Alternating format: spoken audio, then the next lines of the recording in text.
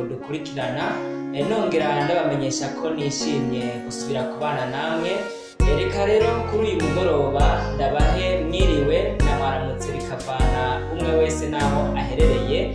Tukaba tugiye kubandanya urukurikirane rw'ivyigwa vya Bibiliya biciye mu ndongozi y'abakuze. Muri kumwe na Antoine Niyibitanga, ariko imbere ya vyose reka tubanze duce bugufi dusenga. Uhoraho mwiza, Data kibirengeye kizima, izina ryawe niryubahwe. Turagushimiye uburinzi bwawe ntangere bwabanye natwe, wigaragaje mu buzima bwacu, uduha kubaho kandi tutari tubikwiye, none raba n'ubu turahumeka ku bwawe, izina ryawe niryubahwe. Ingo ubane natwe kugira ngo twigishe maze dutahuze vy'ukuri, kugira ngo tube abashobora gukora ivyo ugomba, mu izina rya Yesu Kristo, amen. Ego rero nk'uko nari mpejeje kubibabwira, tugiye kubandanya turabira hamwe indongozi yo kwiga Bibiliya nk'uko twayitanguye, tukaba tugeze ku cigwa c'icumi kitubwira ngo Bibiliya nk'amakuru y'ivyakahise. Ni vyiza rero yuko umuntu wese atahura Bibiliya ico arico, akayimenya kandi ayigereranije no kumenya amakuru y'ivyabaye kera. Umurongo wo gufata ku mutwe tuwusanga muri Kuvayo igice ca 20 umurongo wa 2, uravuga ngo nduhoraho Imana yawe yagukuye mu gihugu ca Egiputa. Uyu murongo nuwerekana ibintu vyinshi Imana yari kirakora bivanye n'igihe nabo yari kirabikorera. Bibiliya rero ni igitabo kimwe gihambaye citandukanya cyane n'ibindi bitabo vyose biri ku isi vyanditswe n'abashakashatsi canke n'abandi bantu bose biyumvira kuba bo kwandika igitabo, ariko Bibiliya iyo itandukanye n'ibindi. Muti gute? Bibiliya ni igitabo cerekana uburyo Imana yashoboye gutunganya ibintu vyose biri kwijuru canke biri no ngaha ku isi. Imana yaravuga, hanyuma ivyivuze vyose bikaba uko yabivuze. Yavuga iti nihabeho hisi, isi ikabaho nk'uko Imana yari yabivuze. Ivyo vyose tubisanga mu gitabo ca Bibiliya.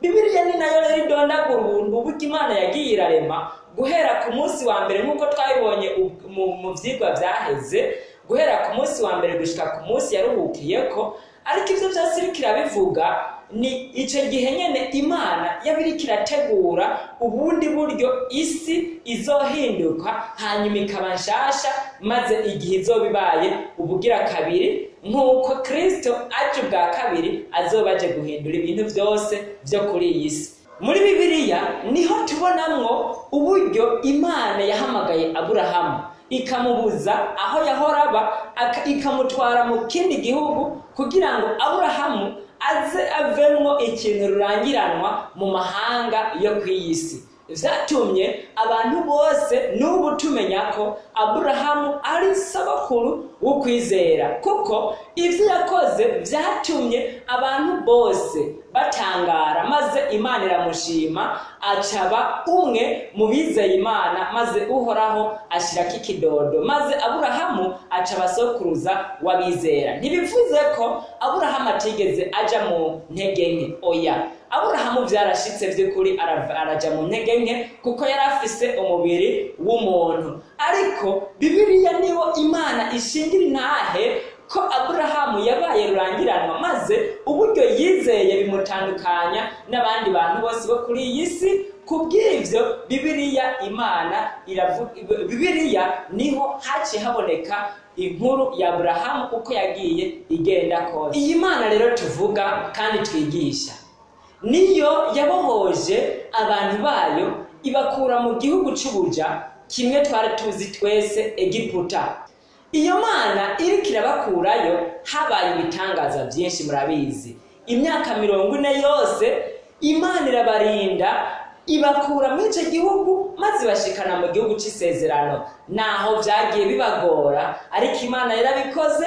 Ayo makuru rero nayo nyene tuyasanga mu gitabo ca Bibiliya. Imana imaze kubashikana ahantu biboneka ko bari barinzwe by'ukuri n'ububasha bwayo, niho yabagera amategeko, ibaha amabwiriza, iyashyira ku bisate bibiri, maze ayo mategeko bama bayagendera. N'uyu munsi muri uru rungano turimo duhamagarirwa kugira ngo ayo mategeko, ayo mabwirizwa tuyubahirize. Byabonetse rero guhera icyo gihe, kandi n'ubu tubisoma muri Bibiliya, cya gitabo nababwira ko ari igitabo gihambaye gitandukanye n'ibindi bitabo byo kuri iyi si. Imana niyo yashoboje abantu, irabatuma, itoranya abahanuzi, itoranya abavugabutumwa, bagenda kuyivugira kugira ngo abo bantu babeho maze bashoboze umugambi w'agakiza. Izo zose ni inkuru tugenda tubona muri cya gitabo ceranda Bibiliya. Muri icyo gitabo nyene Bibiliya